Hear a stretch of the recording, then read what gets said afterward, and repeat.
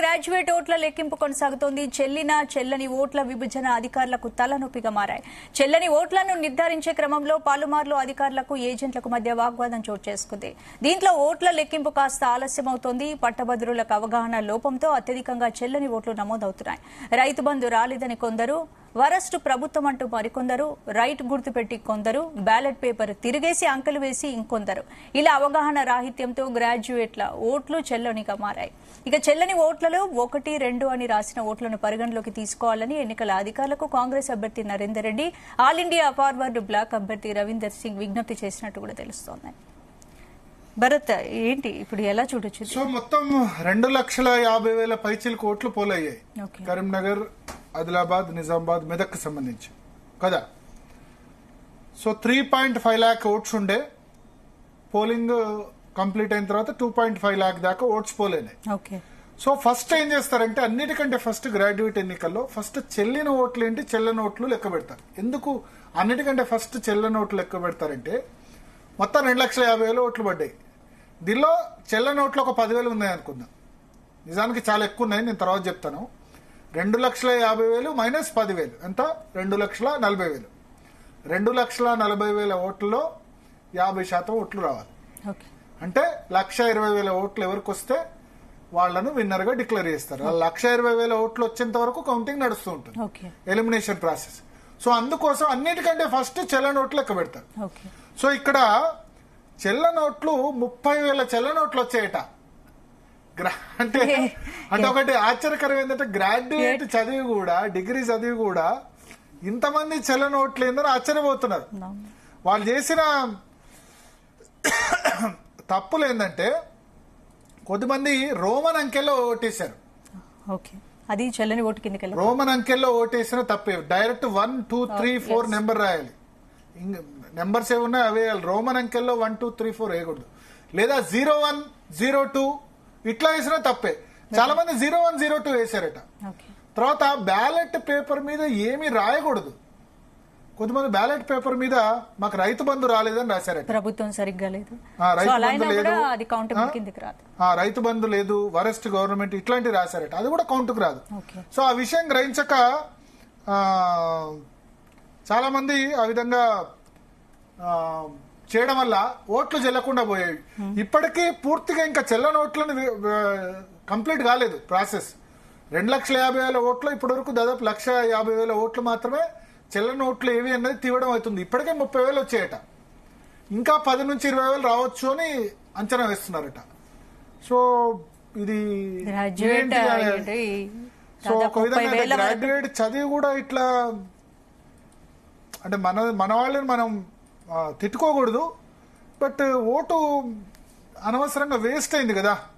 ఇప్పుడు వాళ్ళు ఎవరికి వేసి ఉంటారో తెలీదు, వేసిన వాళ్ళు వేస్ట్ అవుతారు. అయితే కొద్దిమంది క్యాండిడేట్స్ అడుగుతున్నారట అక్కడ ఏంటంటే 01, 02 వేసినా యాక్సెప్ట్ చేయండి అని చెప్పి. కానీ ఇక్కడ ఎలక్షన్ రూల్స్ చాలా స్ట్రిక్ట్ గా ఉంటాయి కదా, ఒప్పుకోకపోవచ్చు. సో చెల్లని ఓట్లు చాలా ఎక్కువ కీలక పాత్ర పోషిస్తున్నాయి. ఆ చెల్లని ఓట్లు ఎవరికి ఫస్ట్ ప్రయారిటీ పడ్డా వాళ్ళు అభ్యర్థి మైనస్ అవుతారు కదా. సో అక్కడ జరుగుతోంది. మనతో పాటు శేఖర్ రావు గారు, TRSMA Telangana recognised schools management association president, graduate ఎమ్మెల్సీలో ఆయన కూడా పోటీ చేశారు. చాలా మంది ప్రైవేట్ టీచర్స్ ఆయనకు సపోర్ట్ కూడా చేశారు. సో ఒకసారి కౌంటింగ్ ట్రెండ్ ఎట్లా ఉంది, ఎందుకంటే గ్రాడ్యుయేట్ సంబంధించి ఇంకా చెల్లనోట్లు కౌంట్ చేయడం ఉంది. చెల్లనోట్ల తర్వాత స్టార్ట్ చేయాలి. సో ఈ రాత్రి 10, 11 తర్వాతే కౌంటింగ్ స్టార్ట్ అవుతుంది. రియల్ గేమ్ రాత్రి షురూ అవుతుంది. రేపు కాదు, ఎల్లుండి దాకా కూడా పోవచ్చు గ్రాడ్యుయేట్ ఎన్ని సంబంధించి. సో శేఖర్ రావు గారు నమస్తే అండి. జీ తెలుగు నమస్కారం అండి. నమస్తే శేఖర్ రావు గారు, ఎట్లా ఉంది ట్రెండ్? బాగున్నా ట్రెండా సార్? ముఖ్యంగా ఇప్పుడు అంతా కామెంట్ అంతా చెల్లనోట్ల మీద నడుస్తా ఉంది. అక్కడ ఇండిపెండెంట్ అభ్యర్థులు కూడా అంత ధర్నా చేస్తా ఉన్నారు మళ్ళీ రీపోలింగ్. అంటే చెల్లనోట్లకు అవగాహన కల్పించలేదు అంటే సరే ప్రభుత్వం రీపోలింగ్ చేయాలి. అంటే చెల్లనోట్లకు అవగాహన కల్పించలేదు కాబట్టి గ్రాడ్యుయేట్స్ ఓటు వేయలేకపోయినారు, వాళ్ళు సరిగా వినియోగించుకోలేకపోయినారు, అంటే అవేర్నెస్ క్రియేట్ చేయలేదు అనేది ఒక అంశంగా తీసుకొని ధర్నా చేశారు అక్కడ. ఇది ఇండిపెండెంట్ అభ్యర్థులంతా కూడా. సరే, అది అంటే డిగ్రీ చదువుకొని ఒక ఓటు నమోదు చేసుకున్నప్పుడు మనం ఎందుకు ఓటు నమోదు చేసుకుంటున్నాం, దేని కొరకు అనేది ముఖ్యంగా పట్టభద్రత తెలిసి ఉండాలి. డిగ్రీ అంటే ఇల్లిటరేట్స్ వేసేది కాదు కదా. ఇల్లిటరేట్ కాదు. నెక్స్ట్ ఏంటంటే ఎక్కడో ఒకడ ఏదో ఒక వర్క్ చేస్తుండొచ్చు, అంటే ఏదన్నా ప్రైవేట్ ఉద్యోగమా లేకపోతే గవర్నమెంటా. ఈవెన్ ప్రభుత్వ ఉపాధ్యాయులు కూడా 1000 ఓట్లు చెల్లలేదు. ఇప్పుడు కరీంనగర్ లో 1000 ఓట్లు చెల్లలేదు, అట్లా నల్గొండ కూడా చెల్లలేదని కనబడతా ఉన్నది. అంటే ఒక ఉపాధ్యాయుడు అయి ఉండి కూడా అంటే పిల్లలకి చదువు చెప్తున్న తరుణంలో అంటే ఏం చదువు చెప్తున్నాం అనేది మనకి అక్కడ కనబడుతుందా? పిల్లలకు చాలా దారుణం అంటే ఉపాధ్యాయుల ఓట్లు 1000 చెల్లకపోవడం. ఇక్కడ గ్రాడ్యుయేట్స్ లో అయితే మరీ ఎక్కువ. అవగాహన ఏం కలిగింది అంటే నేను అర్థం చేసుకున్నది ఏంటంటే ఓటు నమోదు చేసుకోవాలి, ఎంతో కొంత మనకు డబ్బు ఇస్తాడు, ఆ డబ్బును 5000, 4000, 3000 తీసుకోవడం, లేదా ఎక్కడన్నా పార్టీలు అంటే ఏదైనా పార్టీలు పెడితే దాని మీదనే కాన్సన్ట్రేట్ చేసినారు. కానీ ఓటు సెలక్షన్ అనేది అంటే ఓటును ఎవరికి వేయాలి, ఏ అభ్యర్థి చాలా బాగుంటాడు, నేను ఎక్కడ ఓటు వేయాలి, ఆ ఓటేసే విధానం దాని యొక్క ప్రక్రియను తెలుసుకోలేకపోయారు. ఇంకొకరు అవగాహన చేసిన ఎందుకు? ఇప్పుడు నేను ఓటు నమోదు చేసుకున్నా, నేను వెళ్తా ఉన్నా, నన్ను ఎవరో ఒకరు వచ్చి అవేర్నెస్ క్రియేట్ చేశాను. ఆ అవేర్నెస్ లో నేను ఓటు వాళ్ళకు గ్రాడ్యుయేట్ అని ఒక ఫోటో, దానికి సంబంధించిన ఆధార్ కార్డు, లేదా మన ఓటర్ ఐడి కార్డు, దానికి సంబంధించింది అంటే మెయిల్ ఐడి, ఇట్లాంటివి అన్ని ఇచ్చినాం మనం. ఫోన్ నెంబర్ అంతా కూడా ఇచ్చినాం. ఫోన్లలో కూడా అవేర్నెస్ జరిగింది, అన్ని గ్రూపులలో కూడా జరిగింది. ప్రతి ఓటర్ కూడా ఇట్లా వేయాలనేది కూడా అవగాహన అన్ని టీవీలలో అన్ని రకాల అభ్యర్థులు కూడా చెప్పారు. మరి దాన్ని ప్రధానమైన అంశంగా తీసుకోకుండా మనం బూత్కి వెళ్లే ముందు కనీసం అట్లీస్ట్ రేపు ఎలక్షన్ ఉంటుందని ఇలా రాత్రి అన్నా కనీసం సాయంత్రం అన్నా నేను ఎలా వేయాలనేది కూడా తెలుసుకోవాల్సిన అవసరం ఉంటుంది. ఇప్పుడు ఎలా వేయాలి, ఎందుకు వేయాలి, ఎవరికి వేయాలి అనే అవగాహన కనుక చేసుకొని పక్షంలో ఇప్పుడు వాళ్ళు వచ్చి ఏం చేస్తారు? రేపు గెలుపొంది డబ్బు ప్రభావం, మధ్య ప్రభావం. ఇప్పుడు సార్ ఆ చెల్లని ఓట్లలో మెజారిటీ మీకు ఏం కనిపిస్తున్నాయి? రోమన్ అంకెల్లో వేసింది కనిపిస్తుందా, లేకపోతే కామెంట్స్ రాసినవి కనిపిస్తుందా? అన్ని ఇప్పుడు నాకు రైతు బంధు రాలేదని, ఈ ప్రభుత్వం వేస్ట్ అని, లేదా 01 అని పెట్టడం, లేదా రైట్లు పెట్టడం, లేదా 56 కామెంట్స్ చేసిన వాళ్ళు ఎంతమంది ఉన్నారు నాకు రైతు బంధు రాలేదని? చాలా మంది ఉన్నారు. అలా వెనక రాసిండ్రు, ముంగట కరెక్ట్ చేసిండ్రు కానీ బ్యాక్ సైడ్ రాసిండ్రు రైతు బంధు రాలేదు, మాకు ఇంకేదో రాలేదు, ఇంకేదో రాలేదు అని. ప్రభుత్వం బ్యాలెట్ మీద రాస్తే కౌంట్ కాదు అన్నది వాళ్ళకి తెలియదు. అంటే తెలిసినా కూడా చేయొచ్చు, ఎందుకంటే నా ఓటు చెల్లకున్నా పర్లేదు. కానీ నేను ఈ అంశాన్ని రాసిన అనేది అంటే దీని వల్ల నాకేదో ఎక్కువ మంది కామెంట్స్ ప్రభుత్వానికి వ్యతిరేకంగానే పెట్టారా? అట్లే పెట్టిండ్రు. దానివల్ల ఏమొచ్చింది? ఏం రాలేదు, ఓటు చెల్లకుండా పోయింది. రెండోది దానివల్ల ఇప్పుడు ఏమైనా అడ్వాంటేజ్ వస్తుందా? ప్రభుత్వం ఏమన్నా దానిపైన కీలక అంశం తీసుకొని ఇప్పుడు రైతు బంధు వేస్తుందా? ఇప్పుడు దానికి ప్రధానమైన రైతు బంధు పెద్ద విషయం. ఓకే, గ్రాడ్యుయేట్ కోరుతున్న విషయం ప్రభుత్వానికి చెప్పగలిగారు, కానీ అదే సేమ్ టైమ్ లో తాము వేసిన క్యాండిడేట్ ఓటు వేస్ట్ అయింది కదా. ఓటు వేస్ట్ అయింది. వాళ్ళు కూడా ఓటు అంత దూరం వచ్చి లైన్ లో నిలబడి ₹2 ఖర్చు పెట్టుకుని వచ్చి దానివల్ల వచ్చే లాభం ఏంటి? ప్రభుత్వం ఏమైనా చర్యలు తీసుకుంటారు దానిపైన ముందుకెళ్తుందా? ఎన్నో రోజుల నుంచి ప్రభుత్వాన్ని అడుగుతూనే ఉన్నారు కదా. ఈ ఓటు బ్యాలెట్ ద్వారా బ్యాక్ సైడ్ రాయడం వల్ల వచ్చే నష్టం, వచ్చే లాభం ఏంటి? నష్టమే. గానీ క్యాండిడేట్ కనుక వాళ్ళు అనుకున్న క్యాండిడేట్ కు ఏదైతే అనుకున్నారో వాళ్ళ మనసులో, ఆ మనసులో అనుకున్న దానికి కనుక ఓటు వేస్తే అప్పుడు ఓటు ద్వారా తెలియజేస్తే బాగుంటుండే తన డిమాండ్. అది ఓటే ఆయుధం కదా, ఓటే భవిష్యత్తు కదా. ఓటే భవిష్యత్తు, ఓటే ఆయుధం. చాలా మంది చాలా రకాల నేను చెప్పా, మీరే మీ భవిష్యత్తు, మీ ఓటు మీ భవిష్యత్తు, మీ ఓటు మీ యొక్క ఆయుధం. సో రోమన్ అంకెల్లో వేసిన వాళ్ళు ఉన్నారు, 01 కాకుండా 01, 02 అని పెట్టిన వాళ్ళు కూడా ఉన్నారు, టిక్కులు పెట్టిన వాళ్ళు ఉన్నారు, టిక్కు కూడా పెట్టారు. ఓకే, టిక్కు పెట్టిన ఇంకోటి. ఇప్పుడు ఫర్ ఎగ్జాంపుల్ 47 అక్కడ 1 అయ్యాక 47 నెంబర్ వేసాను. 47 వేసాను. 47 పక్కన 47 వేసారు. వేసాను. దాని అర్థం నెంబర్ 1 వేయాలి కానీ 47 1, 2, 3, 4 రాయకుండా డైరెక్ట్ గా 47 వేస్తే అది కౌంట్ కాదు కదా. కాదు అది. అట్లా కూడా ఇంకా మీకు 1 వేసారు, వేసిన తర్వాత 3 వేసారు, 2 ఎవరికి ఇవ్వలే. ప్రియారిటీ అనేది కంపల్సరీ ఇవ్వాలి. ఆ 2 ఇవ్వలేదు, లేదా 4 ఇవ్వలేదు, డైరెక్ట్ 5 వేసారు. అట్లా ఆ రకంగా ఓటును ఇక గ్రాడ్యుయేట్ ఓటును ఇప్పటికీ కూడా ఎలా వేయాలి, దీన్ని ఎలా కౌంటింగ్ చేస్తాం అనేది ఇప్పటికి కూడా తెలుసుకోకుండా ఓటు నమోదు చేసుకుని ఇలా ఇది సమయం వేస్తూ ఇప్పుడు అధికారులు కూడా ఈ తెల్ల నోట్ల పైన కాన్సన్ట్రేట్ చేస్తున్నారు. ఆ యంత్రాంగం అంతా కూడా సమయం వేస్ట్. క్యాండిడేట్లు డబ్బులు ఇచ్చిన వాళ్ళే డబ్బులు కూడా వేస్తే డబ్బులు ఇప్పుడు అందరికి వాళ్ళకి కూడా డబ్బులు ఇచ్చారు పాపం. ఇప్పుడు అక్కడ డబ్బుల ప్రభావం అయితే అధికంగా చూపిస్తుంది. అంటే ఇలా మనము పట్టభద్రులమైంది కూడా ₹1,500 తీసుకొని రేపు వీళ్ళు ఏమని అడుగుతారు పని. మళ్ళీ వాళ్ళు వెళ్తే కూడా ఖచ్చితంగా దొరకరు. రెండోది వాళ్ళు పని కూడా చేయరు. ఇలా టీచర్ ఎమ్మెల్సీ కూడా మరి అంటే నిరక్షరాస్యులు డబ్బులు తీసుకున్నారంటే ఓకే, పూర్ తీసుకున్నారంటే ఓకే, మరి గ్రాడ్యుయేట్ టీచర్స్ లోనే డబ్బులు అంటే కష్టం అనిపిస్తుంది. అంటే సొసైటీ అంటే వేరే వాళ్ళు చెప్పొచ్చు కరప్షన్ జరగట్లేదా, వేరే వాళ్ళు గవర్నమెంట్ ఉద్యోగులు కరప్షన్ చేయట్లేదా, రెవెన్యూ శాఖల అవినీతి లేదా, ఇది లేదా, లేకపోతే కొద్దిమంది మీడియా ప్యాకేజీలు తీసుకోవట్లేదా. నేనేమంటా అంటే మిగతా ఏ విషయాల్లో తీసుకున్నా సరే ఓటు విషయంలో డబ్బు తీసుకొని చేస్తే ఓటుని భవిష్యత్తు నిర్ణయిస్తుంది కదా, మిగతా అన్ని other things. Sir by sir corruption అంటున్నాం. కరప్షన్ ఎందుకు వచ్చింది? ఓటు అమ్ముడు పోతేనే కదా. ఆడేం చేస్తాడు, గెలిచిన వాడు డబ్బులు ఎట్లా రికవర్ చేయాలి, కరప్షన్ చేసి రికవర్ చేసుకోవాలి. ఇప్పుడు పంచిపెట్టేవాడు ఎట్లా రికవర్ చేసుకోవాలి, ఈ కామన్ సెన్స్ మర్చిపోకుండా, ఈ కామన్ సెన్స్ మీరు డబ్బులు తీసుకోవద్దు, గ్రాడ్యుయేట్లు టీచర్లు డబ్బులు తీసుకోవద్దు అంటే రివర్స్ అటాక్ చేస్తున్నారు. మీరు తీసుకోవట్లేదు, లేకపోతే మీరు రెవెన్యూ డిపార్ట్మెంట్ లో కరప్షన్ లేదా, మిగతా డిపార్ట్మెంట్ లో కరప్షన్ లేదా, మీడియాలు క్యాండిడేట్ల దగ్గర ప్యాకేజ్ తీసుకోవట్లేదా, ఇట్లా మాట్లాడుతున్నారు తప్ప ఇవన్నీ ఓటుకు సంబంధించి ఓటుకు డబ్బుకు లింక్ పెట్టొద్దు అంటే దాన్ని ప్రాపర్ గా రిసీవ్ చేసుకునే వాళ్ళైతే కనిపించట్లేదు. ఇప్పుడు ఇలా మన ఎవరైతే ఇలా అధికారంలో ఉన్నారో మంత్రులు, ఎమ్మెల్యేలు, అంటే అటు కేంద్ర ప్రభుత్వం కావచ్చు, ఇలా రాష్ట్ర ప్రభుత్వం కావచ్చు, వాళ్ళే ఎంకరేజ్ చేస్తున్నారు కదా. ప్రతి ఊరుకు, ప్రతి ఒక్క కాన్స్టిట్యున్సీకి 1 కోటి 2 కోట్లు డిపాజిట్ చేసి పంచు అని అంటున్నారు. ముందు రోజు రాత్రి 2 రోజుల ముందు నుంచి డైరెక్ట్ ఫోన్ పేలే. ఇప్పుడు ఎలక్షన్ కమిషన్ కూడా దీన్ని ఆలోచించాల్సింది. ఒక 3-4 వేల ఫోన్లు కనుక మనం కలెక్ట్ చేస్తే ఫోన్ పేల ద్వారా ఎవరెవరికి పంపినారు అనేది తెలుస్తుంది. అప్పుడు దాన్ని మనం ఆ ఎలక్షన్ కమిషన్ దీని మీద సీరియస్ తీసుకోవాలి. కానీ అలా జరగట్లేదు. అది దీనిపైన ఒక విచారణ జరగట్లేదు. కరెక్ట్ పంచున్న డైరెక్ట్ ఫోన్ పేనే పైసలు పోయినాయి కదా. ఇప్పుడు ఎవరు వ్యక్తి నాకు ఫోన్ పే 5,000 పంపిండి అనుకోండి, అది నాకు అది ఎందుకు వస్తుంది? అన్నోన్ నెంబర్ నుంచి. ఒక దాని అంటే వ్యక్తిగత యంత్రాంగం ఉంటుంది. కాంగ్రెస్ అభ్యర్థికి ఓ యంత్రాంగం ఉన్నది. 4,000-5,000 మంది పనిచేసిండ్రు. వాళ్ళు వారం రోజుల నుంచి ప్రతి డోర్ టు డోర్ వెళ్ళిండ్రు, ఓ ఫోటో తీసిండ్రు. ఫోటో తీసి ఆ ఫోటో ద్వారా ఒక్కొక్కరికి 50-100 మందికి పైసలు పంపారు.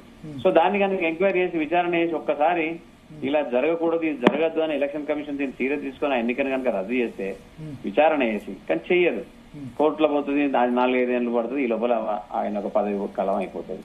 కోర్టు అలానే సీరియస్ తీసుకుంటలేదు. ఇలా ఎలక్షన్ కమిషన్ కూడా అలా సీరియస్. మొత్తం ఎన్ని చెల్ల నోట్లు ఉన్నాయి శేఖర్రావు గారు? దాదాపు 40 నుంచి 50 వేల వరకు, ఇప్పటికే 30,000 అంటే 50,000 వరకు అంచనా వేస్తున్నాం. ఇప్పటి వరకు ఎన్ని కౌంట్ చేశారు? 1,50,000 చేశారు. ఇంకా 1,00,000 చేయాలి. ఇంకా 1,00,000 చేయాలి. 1,50,000లో 30,000 చెల్ల నోట్లు. చెల్ల నోట్లే ఉన్నాయి 30. 20% అంటే 20%. 20%. నార్మల్ గా ఇప్పుడు మీరు 1% ఉంటుందండి, అంతే కదా. నవ్వొస్తుంది. ఒక డిగ్రీ అయ్యి నేనేమనుకుంటున్నానంటే ఇప్పుడు ఈ చెల్ల నోట్లు చదువుకున్న తర్వాత కాకరకాయ అంటే చదువుకోకముందు కాకరకాయ అంటే చదువుకున్న తర్వాత కీకరకాయ అన్నట్టు ఉంది ఇది. అది పట్టభద్రులు లేక ఇప్పుడు ఎవరైతే డిగ్రీ నమోదు చేసుకున్నారో ఆ చెల్ల నోట్లను తీయాలి. అసలు వాళ్ళు డిగ్రీలో ఎట్లా చదివారు, ఏం చేసిండ్రు, ఎందుకు ఓటేస్తున్నారు, దేని కొరకు ఓటేస్తున్నారు, అసలు వాళ్ళకి అవగాహన లేకుండా అంటే రావడం. కేవలము ఈ ఓటు నమోదు చేసుకున్నంత నాకు అనిపించింది ఏంటంటే ప్రియారిటీ వాళ్ళు ఇచ్చింది కేవలం ఎంతో కొంత అంటే ప్రచారం జరిగింది కదా 4-5 నెలల నుంచి. 5,000 3,000 ఇస్తారు, మాకు ఆ పైసలు వస్తాయి, దానికే మేము ఓటేస్తున్నాం అనే ఆలోచనతో వాళ్ళు ఓటు నమోదు చేసుకున్నారు. దాని కొరకే ప్రియారిటీ ఇచ్చారు. కానీ అభ్యర్థికి ప్రియారిటీ ఇవ్వలే. ఎవడు సేవ చేస్తాడు, ఎవడు సర్వీస్ చేస్తాడు, ఎందుకోసం వీళ్ళు వచ్చారు, అసలు పట్టభద్రులు ఎవడికి అవసరం ఆ యొక్క ఎమ్మెల్సీ. ఇది ఓన్లీ పునరావాస కేంద్రంకే పనిచేస్తుందని నేను మొదటి చెప్తున్నా. ఇప్పుడు కూడా అదే జరగబోతున్నది. కానీ ఇక్కడ ముఖ్యంగా ప్రైవేట్ ఉద్యోగులు నాకేం డబ్బు లేదు కదా, డబ్బుతో రాలేదు, డబ్బు గురించి ఆలోచన చేయలేదు. ఇప్పటికి కూడా చెప్తున్నా, నేను డబ్బు సంపాదన గురించి రాలేదు, డబ్బును కాపాడుకుంటాను. నాకున్నది ఒక చిన్న ఇన్స్టిట్యూషన్. నేను సర్వీస్ ఓరియంటెడ్ గా వచ్చిన. కొంత ముఖ్యంగా ప్రైవేట్ ఉద్యోగులు, ప్రభుత్వ ఉద్యోగులకు ఏదో సర్వీస్ చేద్దాం అనుకున్నా. కామన్ అంటే జనరల్ గా డబ్బు తీసుకోకుండా నేను తిరిగిన, ఎన్ని రోజులు సేవ చేసిన, దాన్నే నమ్ముకున్నా. అంటే పనిని నమ్ముకున్నా, సేవను నమ్ముకున్నా వచ్చిన. దానికి ఎంత కొంత నాకు కాంక్రీట్ గా బలం కూడా దొరికిండే. సరే, కానీ ఈ రోజుల్లో అది కనబడలేదంటే కారణం ఏంటంటే ఇంకా డబ్బు ప్రభావం. అంటే ముఖ్యంగా మంత్రులు, పాలకులు, పాలితులందరూ కూడా అన్ని ఆర్గాన్స్ కూడా ప్రెషరైజ్ చేసినాయి. మా వాళ్ళు కూడా చాలా మందిని బెదిరించారు, అక్కడక్కడ బెదిరించి మీటింగ్లు కూడా పెట్టించారు. మీ బల్లెట్లు నడుస్తాయి అన్నారు. అనేక రకాలుగా 30,000 ఓట్లు చెల్ల నోట్లు. సో ఇక 1,20,000 ఓట్లలో మీరు కౌంటింగ్ సెంటర్ లో ఉన్నారు కాబట్టి ఎవరికి ఎక్కువ ఓట్లు కనబడ్డాయి? అంటే బీజేపీ ప్రభావం బాగున్నది. ఎందుకంటే ఇంకా అది జాతీయ భావమా లేకపోతే మోడీ గారి యొక్క మొన్న ఢిల్లీ ఎన్నికల ప్రభావమా, అంతేగాని క్యాండిడేట్ యాక్చువల్గా అంజిరెడ్డి గారు ఈ ఏరియాలో అయితే న్యూ పర్సన్. ఈవెన్ ఆదిలాబాద్ గానీ కరీంనగర్ గానీ బీజేపీకి కొంత ఎక్కువగా ప్రాధాన్యత ఉంది. తర్వాత సెకండ్ కాంగ్రెస్ కనబడుతున్నది. సరిగా అది ఇండిపెండెంట్ లో ఇద్దరు అటు ఇటు ఉన్నా, దట్ ఈస్ డిఫరెంట్. ప్రసన్న గారు కూడా బాగా ఏదో గాలి అన్నారు, కానీ వారికి కూడా పెద్దగా వచ్చినట్టు కనబడలేదు నాకు. ఫస్ట్ ప్రయారిటీ ఓట్లో అంజిరెడ్డికి ఎక్కువ రావచ్చు బీజేపీ క్యాండిడేట్. బీజేపీ ఇప్పటి వరకు దాదాపు 1,50,000 కౌంట్ చేసిన దానిలో 30,000 చెల్లని తీసేస్తే 1,20,000 ఎక్కువ అంజిరెడ్డికి కనబడ్డాయి మీకు. అంజిరెడ్డి గారికి కనబడ్డాయి. దాదాపు ఎంత పడచ్చు సార్ 1,20,000లో? పడచ్చు, మంచిగా 40,000 దాకా, 40,000 పైచలకు ఉండొచ్చు. 40,000 ఓకే. అంటే అనుకుంటున్నా కాంగ్రెస్ కి ఎన్ని పడచ్చు? 30,000-35,000 దాకా పడచ్చు. కాంగ్రెస్ దగ్గరలో 30,000-35,000. ప్రసన్న హరికృష్ణకు 15,000 దాకా ఉండొచ్చు. ఓకే, సో చాలా వెనకంజలోనే ఉన్నారు ప్రసన్న హరికృష్ణ. అంటే అంత ర్యాపిడ్ అని లేదు, అంటే ఖచ్చితంగా గెలిచే అవకాశాలు ఉన్నాయని మెండుగా చెప్పారు. కానీ బీసీ నినాదము, బీఎస్పీ, బీఆర్ఎస్ కూడా ఇంక్లూడింగ్ చేయడం ఇవన్నీ అనుకున్నారు, కానీ అవన్నీ పనిచేయలే. అంటే వారి ప్రభావం ఇంకా సెకండ్ ఓట్లో మరి చెప్పలేము ఎట్లుంటాయి అనేది. ఫస్ట్ ఓట్లో అయితే ప్రభావం బీఎస్పీ ప్రభావం కానీ, బీఆర్ఎస్ ప్రభావం కానీ, బీసీ నినాదం కానీ, ఎందుకంటే అవన్నీ కనబడితే బీజేపీ కనబడదు కదా అంత ముందులో. అంటే కాకపోతే కొంత కుల ప్రభావం కూడా పనిచేసింది ఇలా. ఓకే, రెడ్డి సంబంధించా? హలో, కుల ప్రభావం అంటే రెడ్డి సంబంధించా? ఏమంటారు? కుల ప్రభావం అంటే రెడ్డికి సంబంధించా లేకపోతే బీసీకి సంబంధించా? హలో, వినబడుతుందా శేఖర్రావు గారు? మీ వాయిస్ క్లియర్ లేదండి. ఒక్కసారి శేఖర్ గారి ఫోన్ డిస్కనెక్ట్ చేసి మళ్ళీ. శేఖర్రావు గారు వినబడుతుందా? ఒకసారి డిస్కనెక్ట్ చేసి మళ్ళీ కనెక్ట్ చేయండి పీసీఆర్. సో మొత్తానికి స్పందన, ఇప్పుడు మనకు ఒక బ్రేకింగ్ న్యూస్ అంతోంది. గ్రాడ్యుయేట్ ఎన్నికల్లో ప్రధాన పోటీ అక్కడ కౌంటింగ్ కేంద్రంలో ఉన్న క్యాండిడేట్ ఇచ్చిన దాని మేరకు బ్రేకింగ్ నోట్ చేసుకోవచ్చు పీసీఆర్ గానీ డెస్క్ గానీ. గ్రాడ్యుయేట్ ఎన్నికల్లో బీజేపీ కాంగ్రెస్ మధ్య ప్రధాన పోరు కనిపిస్తోంది. చెల్ల నోట్లు చాలా పెద్ద సంఖ్యలో నమోదైనాయి. మొత్తం ట్రస్మా శేఖర్రావు గారు ఆయన క్యాండిడేట్ కౌంటింగ్ కేంద్రంలో ఉండి మొత్తం పరిశీలించి చెప్పిన దాని మేరకు ఇప్పటి వరకు 1,50,000కు సంబంధించిన చెల్ల నోట్లు మాత్రం చేశారు. ఇంకా పూర్తిగా కౌంట్ చేయలేదు. దాదాపు ఓన్లీ చెల్ల నోట్లను తీస్తే 1,50,000లో 30,000 వరకు చెల్ల నోట్లు ఉన్నాయి. దాదాపు 20% వరకు చెల్ల నోట్లు ఉన్నాయి. ఫస్ట్ ప్లేస్ లో బీజేపీ ఉన్నట్టు కనిపిస్తుంది, సెకండ్ ప్లేస్ లో కాంగ్రెస్, థర్డ్ ప్లేస్ లో ప్రసన్న హరికృష్ణ. శేఖర్రావు గారు ఫోర్త్ ప్లేస్ లో మీరే ఉన్నారా? ఫోర్త్ ప్లేస్ లో నేనే ఉన్నాను. ఎన్ని నోట్లు వచ్చి ఉంటాయి దాదాపు ఫస్ట్ ప్రయారిటీ? 8 నుంచి 10,000 మధ్యలో పడచ్చు. 8 నుంచి 10,000 మధ్య. ప్రసన్న హరికృష్ణకి ఎన్ని ఉండొచ్చు? 15,000 వరకు ఉండొచ్చు. 15,000 దాకా. ఓకే, సో ప్రసన్న హరికృష్ణకు కాంగ్రెస్ మధ్య చాలా గ్యాప్ ఉంది. గ్యాప్. సో ఇంకా గెలవడం అసాధ్యం బీఎస్పీ క్యాండిడేట్, ఎందుకంటే వాళ్ళిద్దరి మధ్యలో ఉంటది కాంగ్రెస్ బీజేపీ. అంటే పోలింగ్ తర్వాత చాలా ప్రసన్న హరికృష్ణ గెలుస్తాడు అది అని రివ్యూ వచ్చింది, కానీ అది వాస్తవం కాదు. రాలే, అంత మేరకు రాలే, అన్ని జిల్లాలలో అంత మేరకు రాలేదు. ఓకే, అంత మేరకు రాలేదు. ఇంకా కరీంనగర్ ఉంది, మెదక్ ఉంది, నడుస్తా ఉంది, చూడాలి. ఇంకా ఇప్పుడు కరీంనగర్ మెదక్ సంబంధించి స్టార్ట్ అయిందా బాక్స్ ఇవ్వడం? స్టార్ట్ అయింది, 32 వరకు మేబీ. అంటే ఇప్పుడు కంప్లీట్ అయింది. ఆదిలాబాద్ నిజామాబాద్ కంప్లీట్ అయింది. ఓకే, కంప్లీట్ అయింది. ఆదిలాబాద్ నిజామాబాద్ కంప్లీట్ అయిన దాని మేరకు మేజర్ గా పోటీ బీజేపీ కాంగ్రెస్ మధ్య ఉంది. బీజేపీ కాంగ్రెస్ మధ్య. కానీ ఆదిలాబాద్ నిజామాబాద్ రెండు బీజేపీ స్ట్రాంగ్ కదా శేఖర్రావు గారు? స్ట్రాంగ్. కరీంనగర్ కూడా, ఇక్కడ కూడా ఎంపీ గారు, మంత్రి గారు ఉన్నారు, బండి సంజయ్ ఉన్నారు అక్కడ ఉన్నారు కదా. ప్లస్ మెదక్ ఆయన సొంత ప్లేస్ అంజిరెడ్డి గారు సొంత ప్లేస్, అక్కడ కూడా ఎంపీ ఉన్నారు కదా. అవును, రఘునందన్ రావు ఉన్నారు. అంటే అన్ని చోట్ల ఎంపీలు ఉన్నారు వాళ్ళకి. ఆదిలాబాద్ లో నాగేష్ ఉన్నారు, కరీంనగర్ లో బండి సంజయ్ ఉన్నారు, నిజామాబాద్ లో ధర్మపురి అరవింద్ ఉన్నారు, మెదక్ లో రఘునందన్ రావు ఉన్నారు. సో తగ్గఫరే ఉంది అక్కడ. అట్లా అంటే జాతీయవాదము ఇంకా హిందూ అనేది ఒకటి, కొంత కుల ప్రభావం కూడా పనిచేసింది. ఓకే, కుల ప్రభావం అంటే రెడ్డి కుల ప్రభావం పనిచేసిందా? పనిచేసింది. బీసీ వాదం పనిచేయలేదు. బీసీ వాదం పనిచేయలేదు. ఓకే, ఎందుకంటే ఓట్లు చూస్తా ఉంటే 5 అటెండ్ వేసారు, ఫస్ట్ పీరియడ్ ఇటర్న్ వేసారు. ఓకే, నరేందర్ రెడ్డి గారికి అన్న వేసారు, లేకపోతే అంజిరెడ్డి గారికి అన్న వచ్చారు. అంటే ఫస్ట్ సెకండ్ ప్రియారిటీలో. ఓకే. కొంచెం ధనం కూడా ఇంకా డబ్బు ఇద్దరి దగ్గర ఉంది కదా, డబ్బు ప్రభావం ఉన్నది. పార్టీ జాతీయ పార్టీ అటు రెండు కూడా, కాంగ్రెస్ ను బీజేపీ కూడా రెండు జాతీయ పార్టీలే కదా.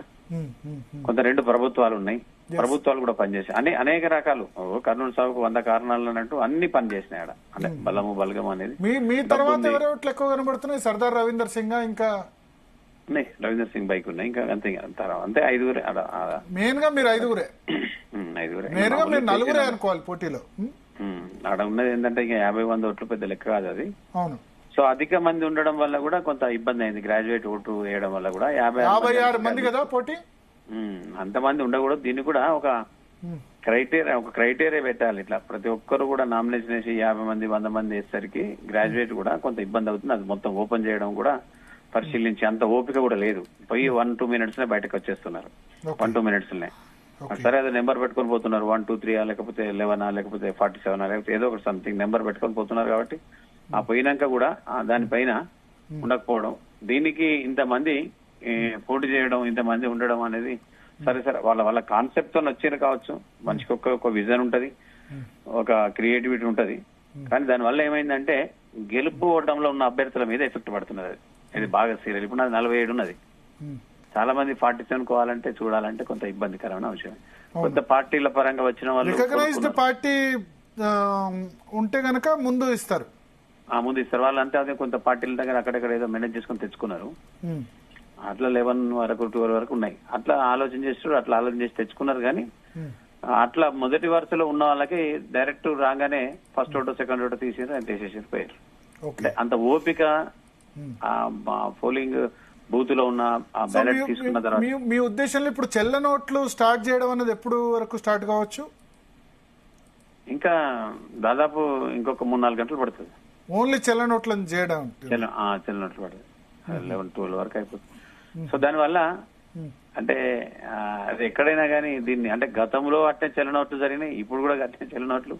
దీన్ని ఎట్టి పరిస్థితుల్లో ఖచ్చితంగా ఒక అవేర్నెస్ అయితే తీసుకురావాలి ఎప్పటికైనా. అది ఈ రోజుతోనే ఎన్నికలు అయిపోదు కదా, మళ్ళీ 6 సంవత్సరాలతో వచ్చినా.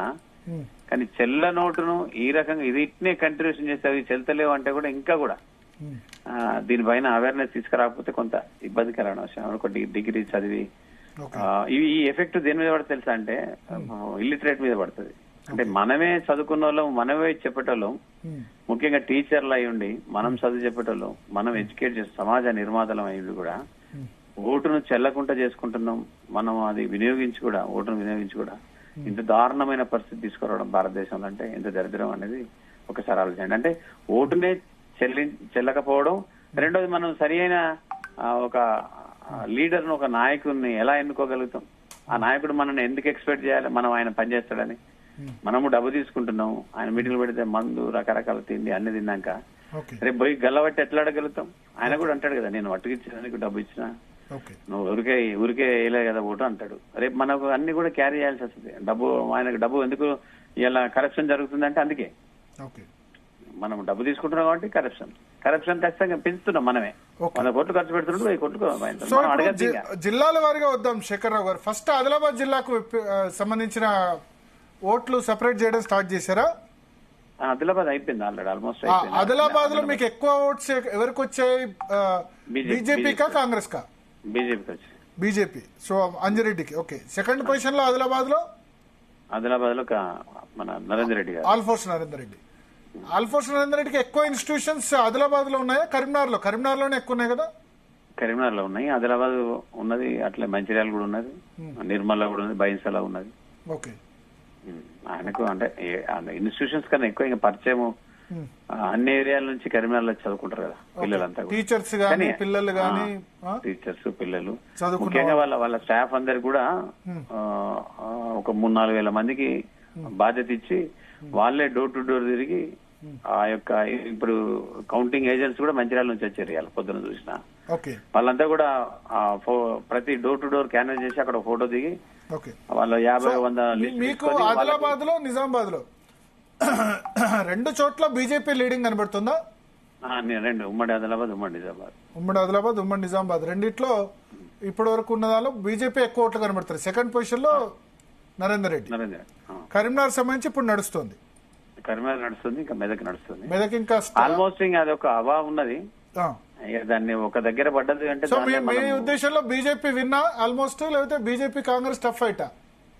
సెకండ్ పొజిషన్ లో మొదటి ప్రాధాన్యత రాదు, రెండో ప్రాధాన్యతలో రెండో అంటే నాకు తెలిసిన ఊహాగానం అంటే నేను ఎక్స్పెక్ట్ చేసి అంటే బీజేపీ విన్ అవుతుందని నేను అనుకుంటున్నా. ఓకే ఓకే ఓకే, అంటే నా అనాలిసిస్. ఓకే, అంటే సెకండ్ ప్రయారిటీ కౌంటింగ్ లో నేను చూసింది, మా ఏజెంట్స్ చెప్పింది, ఏజెంట్స్ అంతా కూడా థర్డ్ ప్రయారిటీ. ఇప్పుడు మీకు వేసిన వాళ్ళు ఎవరికి సెకండ్ ప్రయారిటీ వేయొచ్చు శేఖర్ రావు గారు?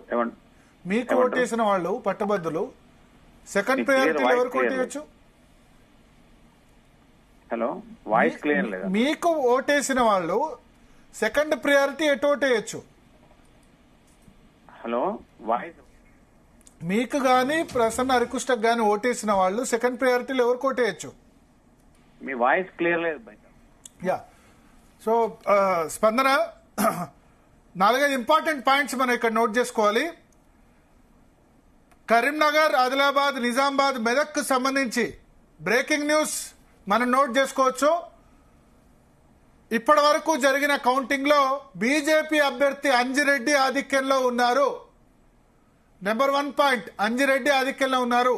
నెంబర్ 2 పొజిషన్ లో ఆల్ఫోర్స్ నరేందర్ రెడ్డి ఉన్నారు. ఇద్దరి మధ్య హోరాహోరీ పోర్ జరుగుతోంది, కానీ అంజిరెడ్డికి ఎక్కువ ఓట్లు పడ్డాయి.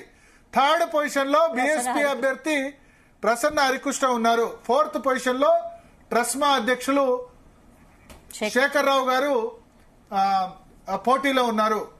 సో ఇది 4 ప్రధానంగా ఉన్నారు. ఇప్పటి వరకు 2,50,000 ఓట్లు అయితే 1,50,000 ఓట్ల వరకు చెల్లని ఓట్ల గురించి కౌంట్ చేశారు. దీనిలో 25,000 నుంచి 30,000 ఓట్లు చెల్లని ఓట్లు ఉన్నాయి. దాదాపు 20 to 25% చెల్లని ఓట్లే ఉన్నాయి. సో చెల్లే ఓట్లు దాదాపు 2 లక్షల నుంచి 2,10,000 ఉండొచ్చు. ఓకే, తర్వాత ఇంకా 1,00,000 ఓట్లు కౌంట్ చేయాలి. ఫస్ట్ ఆదిలాబాద్ కౌంట్ చేశారు, నెక్స్ట్ నిజామాబాద్ జిల్లాకు సంబంధించి కౌంట్ చేశారు. ఉమ్మడి ఆదిలాబాద్, ఉమ్మడి నిజామాబాద్ అయింది, ఉమ్మడి కరీంనగర్ నడుస్తోంది, ఉమ్మడి మెదక్ నడుస్తోంది. ఈ చెల్ల నోట్లను సెపరేట్ చేసే ప్రక్రియ ఇప్పటి వరకు జరుగుతున్న దాని ప్రకారం భారతీయ జనతా పార్టీ అక్కడ ఆధిక్యంలో ఉంది.